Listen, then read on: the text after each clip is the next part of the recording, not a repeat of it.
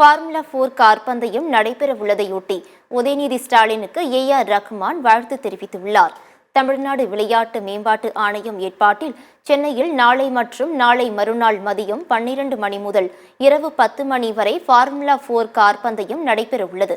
சென்னை தீவுத்திடல் போர் நினைவு சின்னம், நேப்பியர் பாலம், சுவாமி சிவானந்தா சாலை, அண்ணா சாலை வரை 3.5 கிலோமீட்டர் சுற்றளவில் போட்டிக்கான ஏற்பாடுகள் செய்யப்பட்டுள்ளன.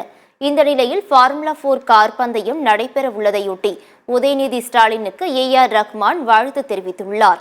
நாட்டிலேயே இதுபோன்ற போட்டி நடைபெறுவது இதுவே முதல் முறை என்றும் இந்தியர்களுக்கு உற்சாகம் அளித்துள்ள அமைச்சர் உதயநிதி ஸ்டாலினுக்கு வாழ்த்துக்கள் என பாராட்டியுள்ளார். இதேபோல் சென்னையில் நாளை நடைபெறவிருக்கும் ஃபார்முலா 4 கார் பந்தயத்தையொட்டி திரைப்பிரபலங்கள் பலரும் வாழ்த்து கூறி வருகின்றனர். அதன்படி கமல்ஹாசன், தனுஷ், கார்த்தி, எஸ்.ஜே. சூர்யா, சிவகார்த்திகேயன் மற்றும் இயக்குநர்கள் விக்னேஷ் சிவன், அருண் காமராஜ் உட்பட முக்கிய பிரமுகர்கள் பலரும் அமைச்சர் உதயநிதி ஸ்டாலினுக்கு வாழ்த்து கூறியுள்ளனர். எக்ஸ் தளத்தில் உதயநிதியை டாக் செய்து வாழ்த்துக்களை பகிர்ந்துள்ளனர்.